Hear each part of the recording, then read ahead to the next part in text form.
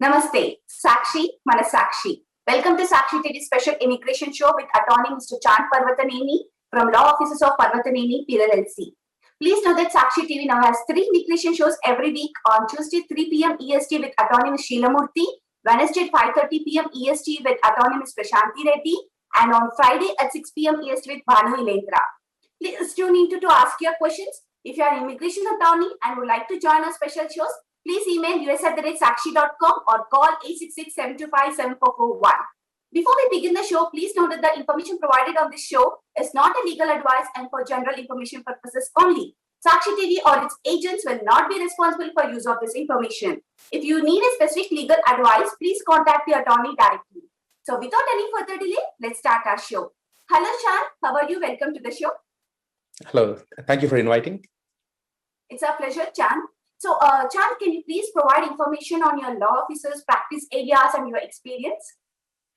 Sure. I'm practicing law in Dallas area since 2011.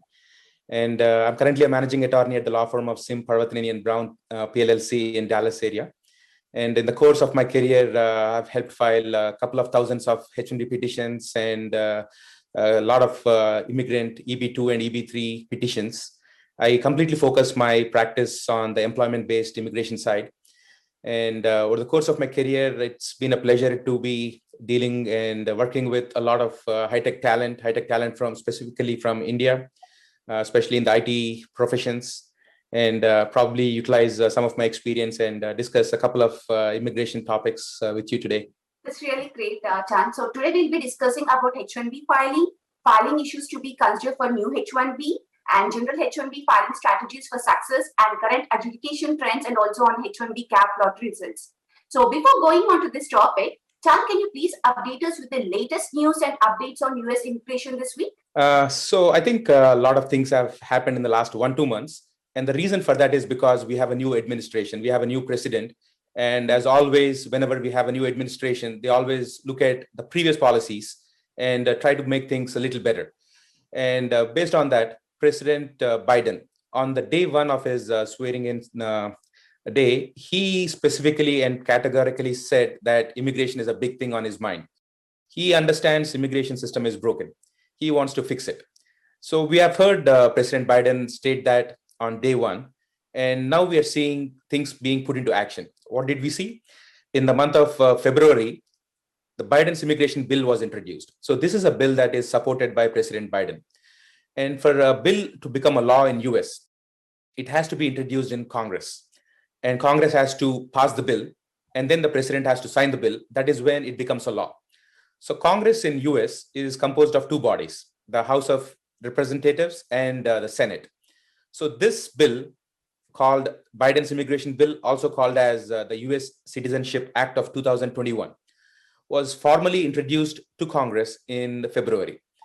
And this bill has a lot of potential to fix this broken immigration system. I will focus only on the employment-based part, specifically to the H1B employees and the green card applicants. What this bill says is, this bill wants to eliminate the per-country quotas. Right now, we know for citizens of India, whoever is born in India and who's trying to apply for a green card through employment-based immigration, the wait times are very, very long.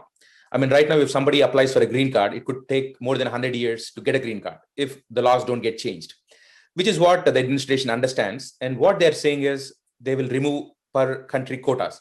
And they actually introduced this bill in the Congress. So it is a bill right now actively in Congress. And if the per country quotas are removed, what that means is Indian nationals would be able to get green cards very quickly, not 100 years, not 10 years, not a couple of years. So that's a major change. And the second thing is they want to go back and reuse all the unused numbers from the previous years. What that means is, so in a year, we have only 140,000 green cards that can be given for employment-based immigration. However, Indians do not get 140,000 green cards, or they cannot compete for 140,000 green cards. They're eligible only for 7%, because in the current law, it says Indians cannot exceed, or Indians or any other country cannot exceed 7%. That boils down to about 10,000 green cards in a year. So right now, you cannot get more than 10,000 green cards in a year. which means, which is one of the reasons why there is a big disparity. I mean, in terms of H1Bs, you have about 85,000 in every year. But if you look at the green cards, we have only about 10,000. And if you look at the spouses, probably we're looking at about 5,000 families that can get green card in a year. So because of this big disparity, there is a huge backlog. However, if this Biden's immigration bill, also known as US Citizenship Act of 2021, gets passed, you won't have the country quotas, and you can reuse the previously unused numbers. So hopefully that gets passed. So that's a big immigration update, and everybody should watch out how this bill is shaping up, how the Senate is acting on it, how the House of Representatives are acting upon it. Biden has made it clear he's fully supporting this bill. So that is a big one. And then the next big update is the H1B travel ban. So President Trump, last year in June, he issued a travel ban to H1B visas. So right now the consulates, except under some limited exceptions, cannot issue H1B visas. And this travel ban will expire at the end of this month, end of March. This bill should expire. Currently, we don't expect this bill. We don't expect this executive order to be renewed, but something to watch out for. And currently, this is expiring this March 31st, and that is a big update. And also another big update that came out this month, and actually in the last few months, is something to do with the new regulations. So in the month of January, President Trump tried to introduce two new regulations, the administration. One regulation was how you do the H1B lottery. So the administration wanted to use the wages as the criteria. So somebody who's paid the highest wage, they get the criteria, and so on. What that means is you don't need a lottery anymore because you can go after wages. So the administration tried to push in this regulation. However, the new administration, they blocked this rule, and they said right now it's on hold, and they want to study it. So right now it's on hold. Even for next year's lottery, I don't think that could come into picture, but something to watch out. Right now we have a hold on it. And the other big change that the previous administration tried to do before leaving office in January was increase the wages. So they tried to pass a new regulation which would cause the companies employing H1B workers to pay high wages from July. This has right now been put on hold. We don't expect this, to be enforced anytime soon. Something to watch out for. At least this year, we don't expect the wages to be increased. I mean, you would probably see just the same rules that we currently have to determine the wages for H1B employees. We do not expect the wages to be increased. So that's another big change. And the final update I have, one final update. So Charles Oppenheim, the official that is involved in the visa numbers, he just came out last week, and he said that we would expect to see drastic improvement in visa numbers being issued to employment-based categories, which would impact Indian nationals. So everybody watch out for the visa bulletins in the next 2-3 months. We expect the India numbers, the India priority dates to shoot up drastically and help a lot of Indian nationals. So what is actually H1B Cap Filing Lottery, and how many cases were registered in this lottery? So every year, so we have the new H1B filings. And so because we know that the demand is a lot more than the available numbers, we have 85,000 new H1Bs that can be given out every year. And the demand is a lot higher than 85,000 H1Bs. So every year, so especially in the month of March, starting from last year, we have this new process where somebody has to apply online, and there is a lottery based on the number of people who have applied. And this registration process happened this month, and the lottery was taken on Friday. So on Friday, the registration process ended, and USCIS started notifying all the employers on whose registrations were selected. So based on what we have seen in the last 2 days, based on what we are seeing with the lottery, it looks like about 300 to 400,000 applications must have been filed, because we are seeing about 30 to 35% acceptance rate. And the lottery is over, and we are seeing the selections happen. And at this point of time, I think we are probably seeing 30-35% of success rate for the lottery. So, what is the reason for such a large volume of filing? Is it because we are filing it from India, or is it because of the OPT students in USA or within the USA? What is the reason for this large volume of filings? Right. So I think lately the tech industry is doing very good. I mean, especially because of COVID pandemic. I mean, everybody is into automation. Every company is into automation. So the market demand, the market jobs. I mean, I think the IT market is doing very good, and the industry as a whole is doing very good. So there is a lot of demand. Number one. Number two, I think we have a lot of students who are in US who have done their masters, who are highly qualified, and they are looking to go into the next stage of their career and get an H1B visa. We also have a lot of talented people from India, and this year we are seeing a lot of people who are applying for employees based in India. So people are working in India who are highly talented. So the companies offering those people jobs. So we have seen a lot of that demand. So compared to the last couple of years, we are seeing a lot of filings from abroad for employees who are already abroad, not in US on F1 visa. So I think in the last 10 years, I think what I'm seeing is this year we had the highest number of filings in the lottery. And it's probably driven by the market conditions. The market conditions as in the IT market, the tech market doing very good, and a lot of need for the technology jobs to automate the computer systems, especially because of the COVID pandemic. So, how much time does it take to file the actual H1B petition? So the lottery happened this Friday, and now the companies know who has been selected. So USCIS has been giving them 90 days. So they have 90 days to file these petitions. The earliest they can start is April 1st. So starting from April 1st, whoever has been selected in the lottery, the companies can file a H1B petition for them. June 30th is the hard deadline. After June 30th, they cannot do any more filings. So everybody has to make sure that they start filings right away. Try to complete it at least by May, and June is the absolute deadline. So, what would be the most common issues that one could anticipate while filing this H1B petition? The first thing they have to make sure is the H1B petition meets whatever is required. When I say meets whatever is required, there are a couple of things. The very, very first thing that people tend to make a mistake is ask for immediate start date. For all these petitions that are being filed under the new H1B cap, the start date has to be October 1st, 2021. If the petition does not have October 1st, 2021 as the start date in the H1B petition, the petition will be kicked back. It will be returned back. So one thing all employers have to make sure is ask for October 1st, 2021 start date. That is very important. Another major critical thing is they have to make sure that every H1B petition is supported by a valid LCA. When I say a valid LCA, LCA is a document that determines how much wage the company has to pay. And it's also a notification to USCIS and Department of Labor on the right occupation. What is the occupation under which they're doing this H1B petition? So one has to make sure that the right occupation is chosen, the right salary is chosen, and the employees are paid a wage that at least meets the minimum requirement.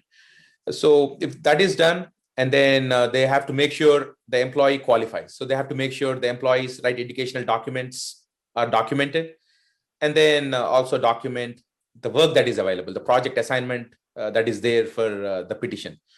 Assuming this part is done correctly, people should not typically see any issues. So the LCA part and the start date part are typically the most important things that one would have to consider while doing the H1B filings. So what are the recent trends in terms of approvals? If you go back 2-3 years back, things were very bad. I mean, we had a lot of discretionary denials without proper basis. We saw a lot of issues, especially when Trump administration took over and a couple of memos came out. We saw a lot of issues. Luckily, in the last 7-8 months, things are a lot better. And right now, we are seeing a very good approval rate. We are seeing approvals following a process. And as long as you meet the regulatory requirements, make sure you document things well. We are seeing the approval rate as very high compared to the previous couple of years. If you ask me the big reason why this is happening, Right now, we do not require client letters. We do not require contracts or purchase orders. And in the last few years, USCIS emphasized on the client letters, emphasized on the contracts, which was why we saw a lot of issues back then. And since these are not required in the last few months, because we had a memo in the month of June last year. So because of that memo, the approval rate has shot up. And right now, I think things are a lot smoother than what we saw 2 or 3 years back. So I have a question, like if someone has H1B which is not expired, but he lost his job, so do he has to immediately move back to India or he can stay in USA? So what the current rule says is, if his I-94 has not expired and he lost his job, he has 60 days to find a new job. So one loses a job, he can stay back in the country, he or she can stay back in the country and then look for a job. As long as they find a job, as long as they find an employer who's willing to sponsor their H1B within 60 days, they will not have any issue. If they cross 60 days, they are out of status, they could run into an issue. But for 60 days, they are allowed to stay in the country, they are allowed to look for a job. If the H1B filing is in the process, and especially with the OPT students and the summer break, if they wanted to travel back during the H1B filing process, can they still do that? So the current rule is, if they want to travel, they need to travel before the H1B is filed. Because we have time from April to end of June, they should finish up their travel, come back, and then do the filing. For some reason, they do the filing, and then they have an emergency where they need to travel to India. What will happen is, the change of status portion of the request will be denied. The H1B will still be approved, but change of status will be denied. What that means is, they have to take the H1B approval copy, they have to go back to the consulate to get a visa to actually get the H1B status. If they do not travel on October 1st, they can start employment on H1B without a visa. But if they travel, they actually have to go back to the consulate, have to get the H1B visa, and only after that, they can start H1B employment. So for that reason, as much as possible, once you do the final petition filing, they should not travel to India. The same with the OPT students. If suppose their work authorization for OPT is finished, but their H1B is in the filing is in the process, so they still continue to work or they can still be in the country? So again, this is a common scenario where you do the H1B filing, but somebody's employment authorization ends before October 1st. So October 1st is the first day they can start their H1B employment. But say you do the filing in April, and their work authorization ends in, say, May. The current rule states that if they have a pending H1B petition, they can still continue to work even if their work authorization ends until September 30th. So they can still continue to work as long as the H1B is in process. So this is something what is called cap gap. And as long as they follow the cap gap process by getting a new I-120 from the school, they can continue employment even after their OPT, their work authorization expires. We understood that the OPT students can work even if their work authorization expires. But what happens if the H1B lottery did not get selected? So they have to go back at that point of time? So if their H1B does not get picked up in the lottery, and unfortunately, I mean, this year, because of the demand, I see a lot of employees, a lot of students in that scenario, in that boat, where they don't have a selection in the lottery. If their OPT is still valid, if their STEM OPT is still valid, they can continue to work as long as that is valid. That is one option. And then they wait until next March, and then next March they can do the filing. Their employer can again put them back in the lottery. But again, we have a lot of cases where somebody's OPT expires or somebody's F1 status expires. So the options for those employees, there are a couple of options. They can continue their F1 status, and as long as they meet the F1 regulations by taking classes, by continuing to study as they're supposed to, they can stay back in the country. Some employees also go for a CPT program. So CPT program is something under F1 regulations where somebody continues to go to school, but also allowed to work. And CPT has very strict regulations. So as long as they meet and follow the CPT regulations, they can still continue to work and continue to study, go to school at the same time, and wait until next March and again apply for the lottery next year. or some people choose to go back to India and work from India. Those people can apply again for next year. And if they have a master's from US, even if they're in India working from India, they come under master's cap. So that's another option people can do. If they have a very good job offer in another country, go back to the country, work, and next March, have the employer file under master's quota if they have a US master's degree. So if somebody gets H1B as selected in the lottery, and if it's got filed and approved, so how much time will it take for the stamping, and when can they enter the USA? So if somebody is already in US applying for a change of status, they don't even have to go for stamping right away. Starting on October 1st, they are automatically in H1B status. They can continue to work on H1B. But somebody is outside the country and somebody is filing a H1B for them. So they can go for the visa stamping within 90 days. So that means starting from July 1st, they can go for stamping. However, even though they get H1B visa, they cannot enter the country until they're within the 10-day mark. So what that means is they can only enter the country from September 21st because the H1B start date is October 1st, 2021. So they can go for visa stamping within 90 days, but enter US only within the 10 days of their start date. So most of the people on dependent visas like H4, they'll try to file the H1. So if they got selected in the lottery, do they have to travel back or they can immediately start working on H1? So typically those kind of filings are done as H1B along with a change of status request. So the request will be at the time of filing for changing the status from H4 to H1. And for those kind of requests, if they get approved, they can start H1B right from October 1st without any issue. So they don't have to go for stamping, but they can immediately start on H1B from October 1st. Suppose if for some person it did not picked in the first lottery, will they get a second chance, like a second lottery will be there? Right. So USCIS is giving all the employers until June 30th to file the petitions. And once the June 30th deadline is over, USCIS will evaluate and look at how many petitions have been filed. And if a lot of people did not file, they will reuse those numbers because we have seen this happen last year. So last year in the month of August, they came back and said that they're doing a second lottery and they opened up more numbers. So we can expect to see a similar thing this year. And we will not have anything before June 30th for sure. But after June 30th, USCIS will evaluate and will probably release more numbers once they see how many people are not applying. So we can definitely expect to see some more numbers show up once the initial deadline is over. And coming to H1B renewals, like what is the trend in getting them approved, H1B renewals?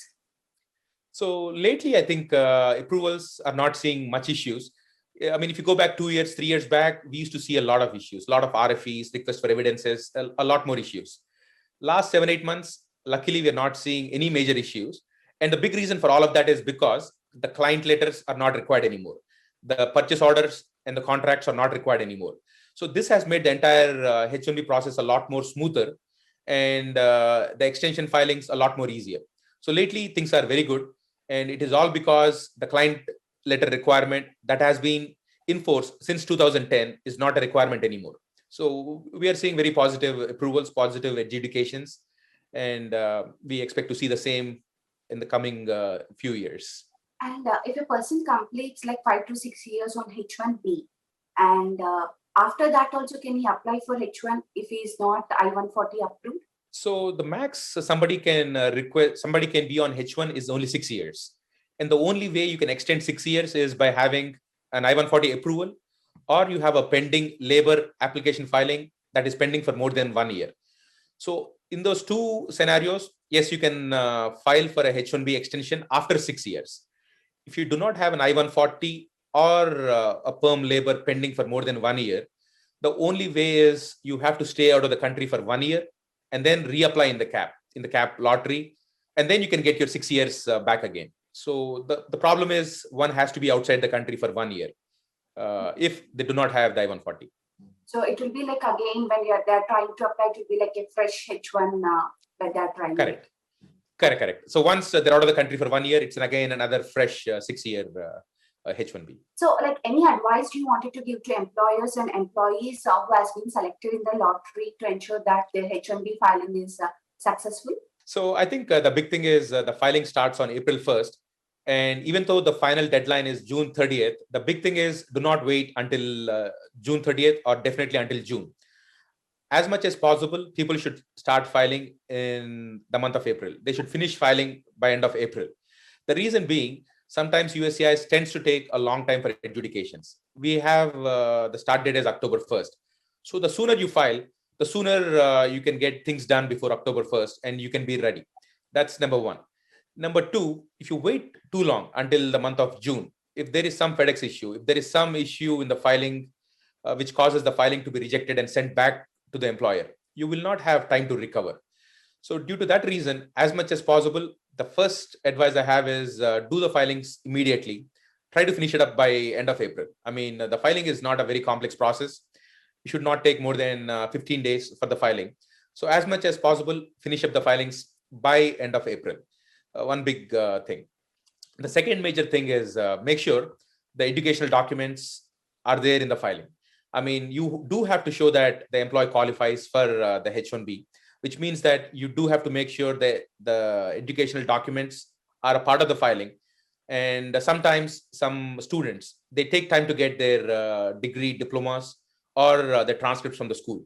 So start early so you can make sure that the students have it. If not, you can immediately get it and make sure they're a part of the filing before the filing is done. And that being said, as long as the LCA is properly taken, as long as the occupation is selected correctly, the right wage is given, make sure the appropriate wage levels are selected, appropriate wage is given. The H1B filings should be smooth. And based on what we are seeing in the last couple of months, we should see a very smooth adjudication cycle. And hopefully everybody is successful and they don't see any issues in the filings. So, what are the common cases for RFE? So previously, the most common RFE was for employer-employee relationship. I mean, in the last 10 years, that is the most common RFE and the most dreaded RFE that we used to see with H1B filings, any kind of H1B filings. And whenever we used to get an RFE for employee-employee relationship, the big thing we as lawyers or the companies they're looking for is the client letter. And client letter sometimes is easy, sometimes it is very difficult because the end clients, a lot of times they refuse to give a client letter. Luckily, we don't have that requirement anymore. And what that means is we do not see that employer-employee relationship RFE anymore. It is very, very rare. We do not see that dreaded RFE anymore. So the common RFEs we are seeing, the most common RFE we are seeing is to do with maintenance of status. So maintenance of status typically means somebody is already in US and you're trying to file a petition for them, H1B petition for them. USCIS wants us to prove that their current status is legal. They have not violated their status. So for students, what that means is showing evidence that their OPT is proper. They have worked in OPT as required. They attended school as required. And for somebody on H4 trying to file for H1, what that means is their spouse is in a valid status, a valid H1 status, for them to be in valid H4 status, and so on. So that has been the most common RFE. But that being said, it is not very hard to prove. So in terms of the burden of proof, it is easy to overcome that. And another most common RFE we're seeing is to do with beneficiaries' qualifications. If somebody is filing for a job in computer occupations, USCIS expects a degree that is close, a computer science degree, a computer engineering degree, an information technology degree, or something close that is related and relevant to a computer occupation. If somebody has a degree in mechanical engineering, a civil engineering, or a 3-year degree, USCIS will jump and argue that the beneficiary is not qualified because the job is in an IT occupation. That's a very common RFE we are seeing. So a part of the filing, the employers and the attorneys, they have to ensure that they document how the employee is qualified for the job. So, again, this is a big issue. If somebody does not have a computer science or a relevant degree, this becomes very tricky. Apart from that, another RFE that we typically see, not in large numbers, but again, it is being asked, is to do with specialty occupation. So specialty occupation basically means to prove the job is a very complex job. that it requires a very specific degree. So to do a IT job, you're saying that this job requires a very specific degree in the field of computers. That's what a specific degree means. So to do a job in computer science, you do not require somebody with any bachelor's degree. Somebody with a bachelor's degree in pharmacy cannot do a computer occupation job. So that is what specialty occupation means. And USCIS will put the burden back on us and ask us to prove that requirement. Again, we are not seeing this RFE in large numbers, but one of the things that people could expect. So on a high level, these are the typical RFEs we are seeing lately. Thank you so much, Chand Parvathaneni, for clarifying all our questions on H1B. And this is Priya Koteti signing off. You're watching Sakshi Sakshi.